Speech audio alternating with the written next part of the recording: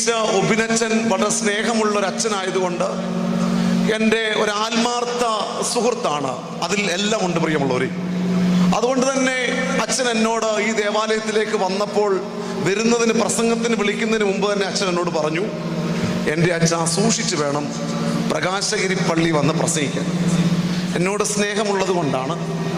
അപ്പോൾ അച്ഛനോട് ഞാൻ ചോദിച്ചു, ഇത്ര വലിയ പ്രശ്നക്കാരാണോ ഈ ദേവാലയത്തിലെ ആളുകളെന്ന് ഞാൻ അച്ഛനോട് ചോദിച്ചപ്പോൾ അച്ഛൻ പറഞ്ഞു ആണച്ച.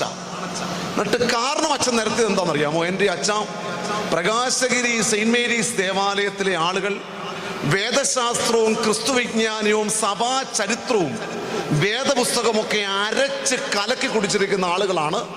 അതുകൊണ്ടാണ് അച്ഛൻ ഇവിടെ സൂക്ഷിച്ചു വന്ന് പ്രസംഗിക്കണമെന്ന് സ്നേഹമുള്ളത് കൊണ്ട് പ്രിയപ്പെട്ടവൻ പറഞ്ഞത്. ഇനി അച്ഛൻ പറഞ്ഞത് സത്യമാണോ തള്ളിയതാണോ എന്നുള്ളത് 1 മണിക്കൂറിന് ശേഷം ഞാൻ നിങ്ങളോട്